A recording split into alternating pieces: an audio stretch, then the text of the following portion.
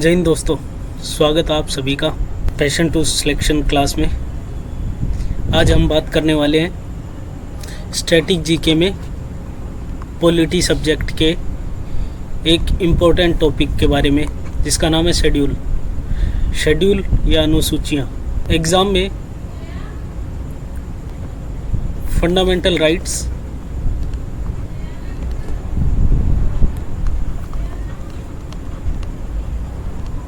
Fundamental duties, important constitutional amendment,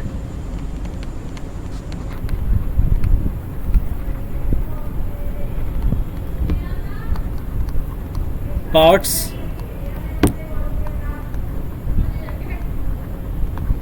schedules, चाहे वो SSC का एग्ज़ाम हो या एनटीपीसी का या आरआरबी के कोई भी एग्ज़ाम्स हो, उनमें इन टॉपिक्स पे तो क्वेश्चन पूछे ही गए। तो हम आज अनुसूची शेड्यूल्स के बारे में बात करने वाले हैं। तो आपका पहला क्वेश्चन होगा कि शेड्यूल होता क्या है,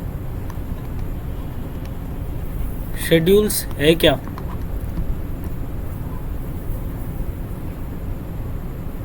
अनुसूची क्या होती है? देखो, जब इंडियन कॉन्स्टिट्यूशन लिखा जा रहा था, इंडियन कॉन्स्टिट्यूशन को लिखा जा रहा था, तो लिस्ट टाइप जो भी इंफॉर्मेशन थी, लिस्ट टाइप की कोई भी इंफॉर्मेशन थी, वो हर पेज के ऊपर नहीं लिखी जा सकती थी। क्योंकि अगर लिस्ट हर पेज में लिस्ट डालने लगे तो बहुत मोटा डॉक्यूमेंट्स हो जाएगा। एक ही हिस्सा जो था वही बहुत 20-20, 30-30 पेजों का हो जाएगा। जैसे हम बात करते हैं कि आर्टिकल 1 है, आर्टिकल 1 में क्या लिखा है? India is a union of states, यही लिखा है, India is a union of state. Bharat जो कि राज्यों का एक संघ है, भारत जो कि राज्यों का एक संघ है।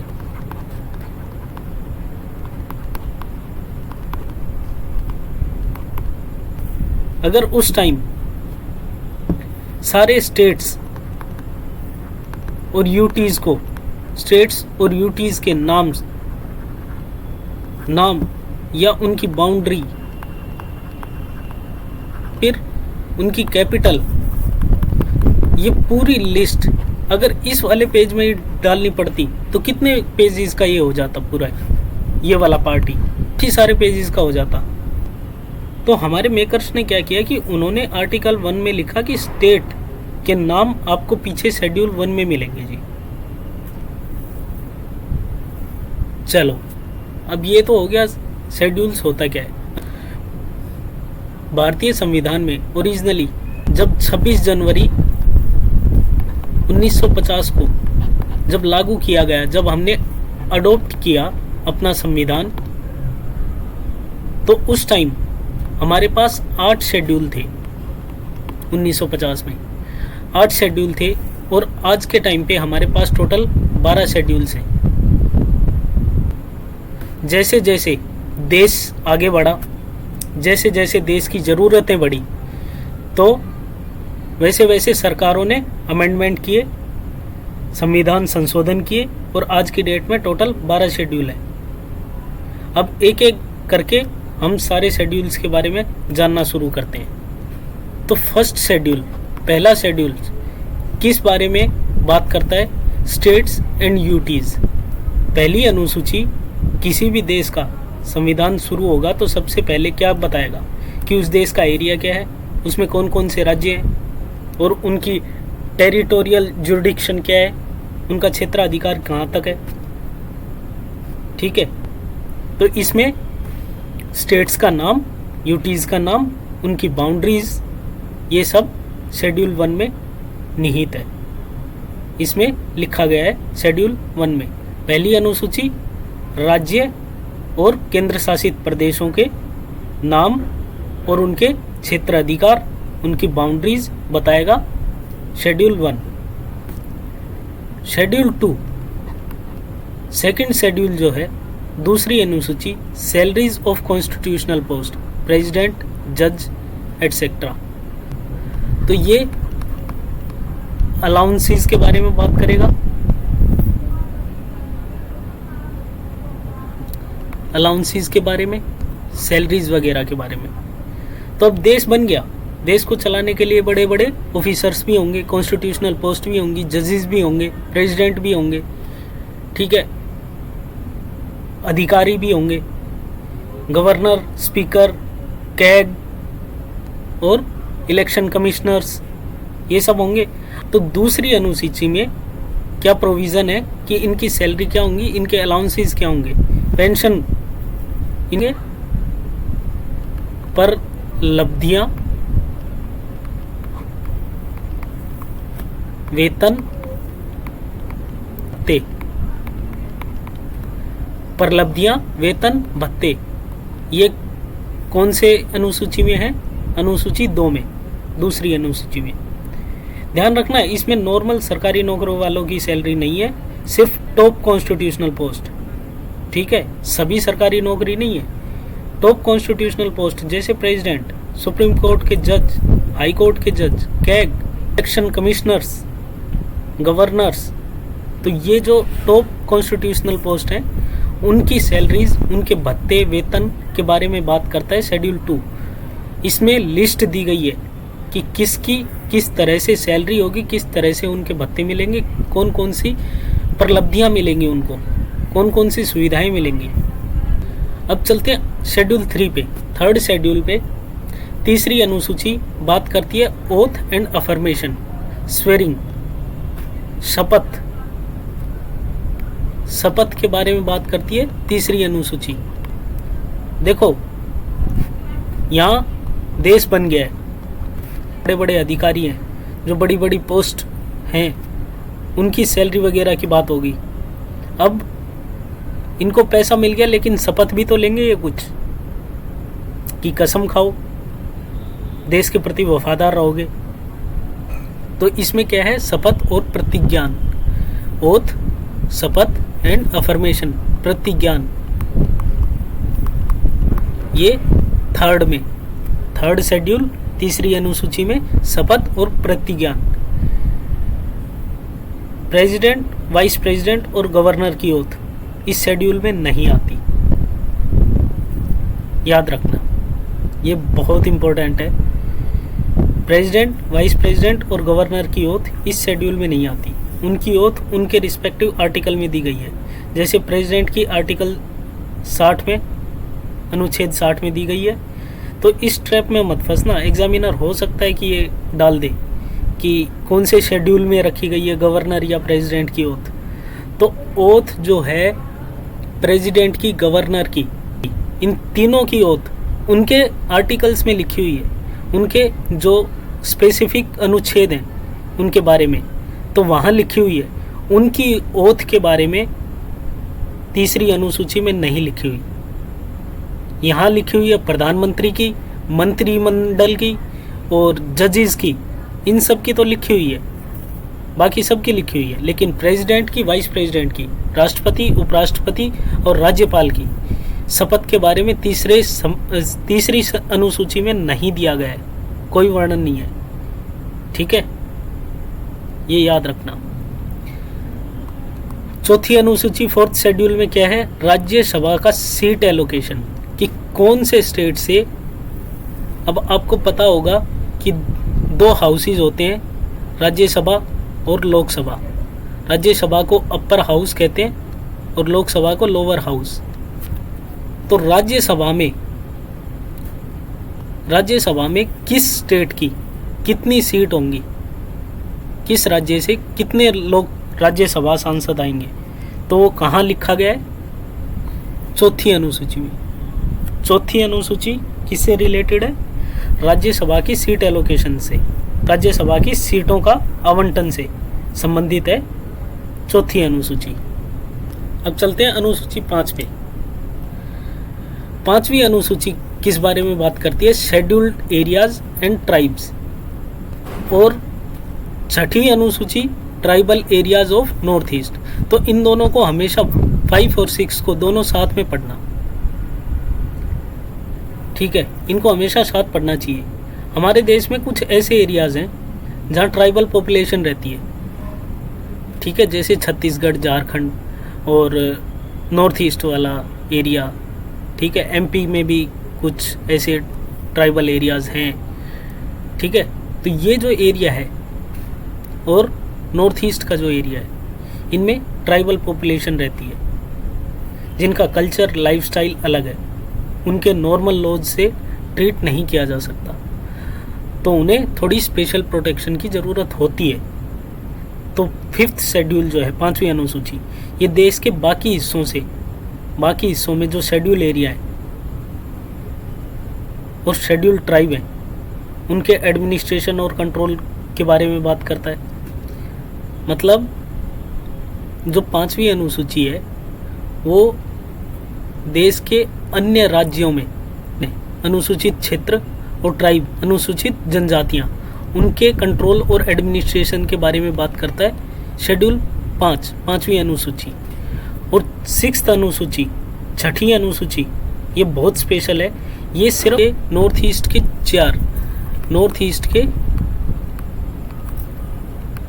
4 स्टेट्स पे लागू होती है, 4 स्टेट्स के बारे में बात करती है। तो ये 4 स्टेट कौन कौन से हैं? असम, त्रिपुरा,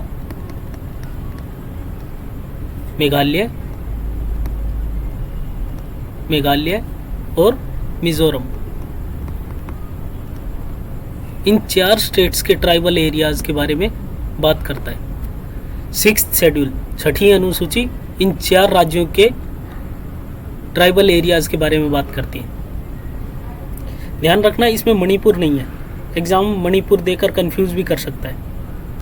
अब 7वीं अनुसूची फेडरल लिस्ट के बारे में बात करती है, ये मतलब डिवीज़न ऑफ पावर्स के बारे में, division of powers. Federal list में 3 लिस्ट आती हैं। अगर ये चीज़ ना हो, 7वीं अनुसूची ना हो, तो स्टेट कहेगा इस चीज़ पे लॉ मैं बनाऊंगा, दूसरा स्टेट कहेगा नहीं इस चीज़ पे मैं बनाऊंगा, एक कहेगा कि इस चीज़ पे ये लॉ रहेगा, दूसरा उसी चीज़ पे, उसी क्राइम पे अपना दूसरा लॉ बना देगा। तो इन टसल को ख़त्म करने के लिए ये फेडरल लिस्ट अपनाई गई है। भारत के संविधान में फेडरल लिस्ट दी गई है, फेडरल लिस्ट, जिसमें 3 लिस्ट होती हैं, यूनियन लिस्ट, स्टेट लिस्ट और कंकरेंट लिस्ट। यूनियन लिस्ट में जो भी सब्जेक्ट्स होंगे उन पे जो है सेंट्रल गवर्नमेंट लॉ बनाएगी। जो स्टेट लिस्ट में जो भी सब्जेक्ट्स होंगे उन पे स्टेट अपने कानून बना सकता है। कंकरेंट लिस्ट में जो होगा, इसमें दोनों लॉ बना सकते हैं, पर अगर दोनों में झगड़ा हुआ तो सेंटर का लॉ जो है मान्य माना जाएगा, जैसे एजुकेशन, मैरिज, फॉरेस्ट। तो 7वीं अनुसूची किस बारे में बात करती है? संघीय ढांचे के बारे में, संघीय ढांचे के बारे में बात करती है 7वीं अनुसूची। संघीय ढांचा,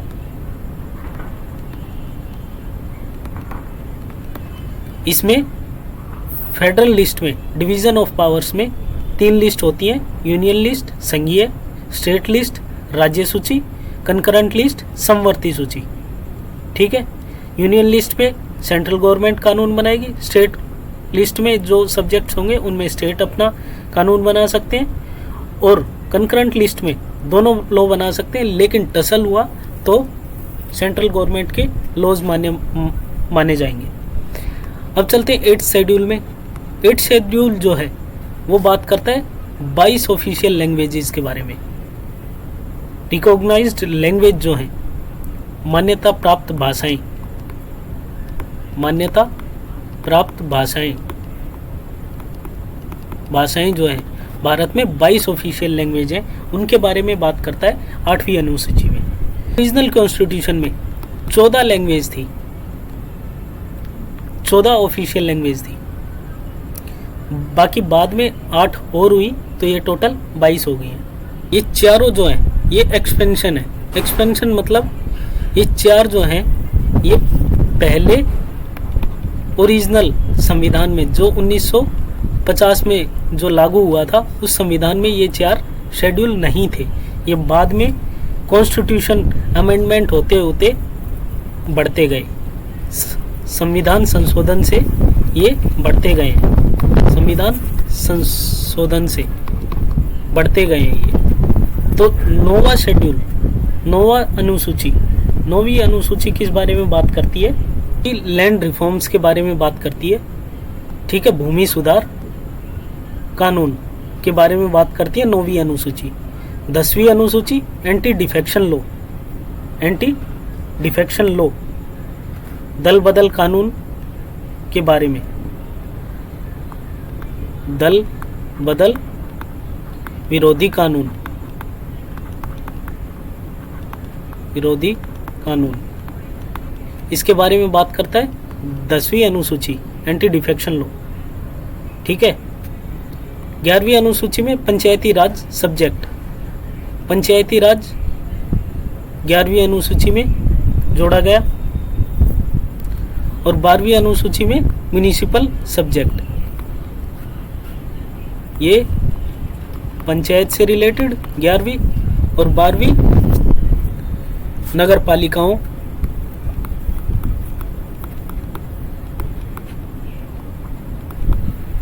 के बारे में बात करती है 12वीं अनुसूची। 9वीं अनुसूची भूमि सुधार, 10वीं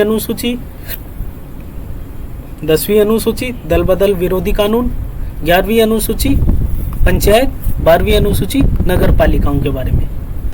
ये अनुसूची जोड़ी गई 73वें संविधान संशोधन में, कॉन्स्टिट्यूशनल अमेंडमेंट एक्ट 73rd, 73वें संविधान संशोधन में, और ये 74वें संविधान संशोधन में।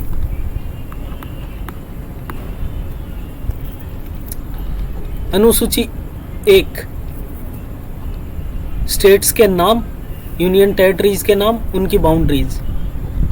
अनुसूची 2 सैलरी, अनुसूची 3 शपथ, अनुसूची 4 राज्यसभा के सीटों का आवंटन, अनुसूची 5 अनुसूचित क्षेत्र और अनुसूचित जनजातियां, अनुसूची 6 tribal areas of north east, अनुसूची 7 फेडरल लिस्ट, संघीय ढांचा, यूनियन, स्टेट और कॉन्करेंट लिस्ट।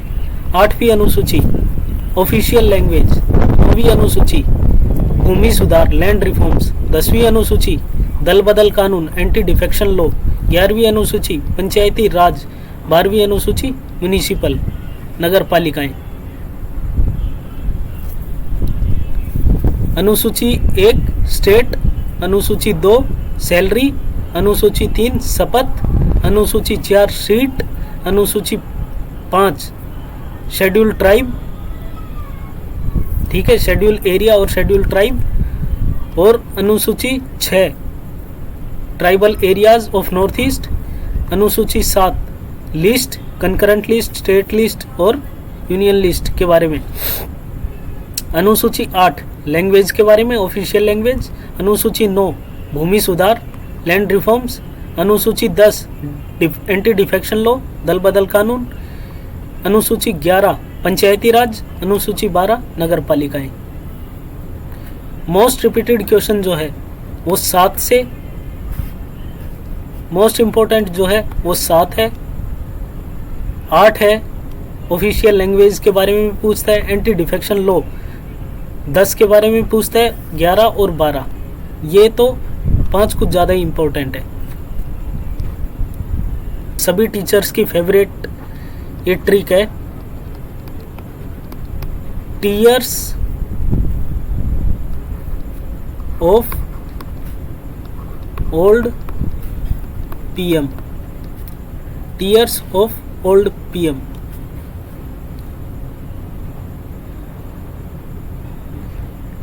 टी से टेरिटोरी, ई से इमोल्यूमेंट, ए से अफर्मेशन,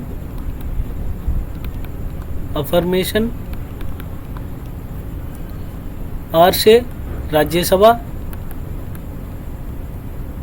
एस से शेड्यूल एरियाज, ओ से अदर शेड्यूल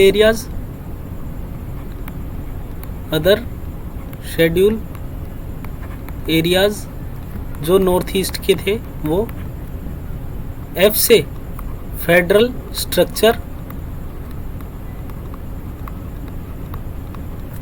ओ से ऑफिशियल लैंग्वेज, एल से लैंड रिफॉर्म्स, डी से defection, anti defection law, P से पंचायत, एम से municipality. Tears of old PM, T से territories of state and UT, state and union territories के बारे में। दूसरा E emoluments, salaries, emoluments and pension, emoluments. और तीसरी ए से अफर्मेशन और ओथ को ही अफर्मेशन भी बोलते हैं ना। R Rajya Sabha seat allocation, S से शेड्यूल एरियाज, जो भारत के शेड्यूल एरियाज और शेड्यूल ट्राइब हैं उनके बारे में। ओ अदर शेड्यूल एरियाज, जिसमें नॉर्थ ईस्ट के 4 स्टेट जो बताए थे, असम, त्रिपुरा, मेघालय एंड मिजोरम। इन 4 स्टेट्स के शेड्यूल एरियाज के बारे में बात करता है अनुसूची 6। देन एफ फेडरल स्ट्रक्चर, जिसमें 3 लिस्ट हैं, union list, state list and concurrent list. फिर आता है O official languages, L land reforms भूमि सुधार, डी एंटी डिफेक्शन लॉ,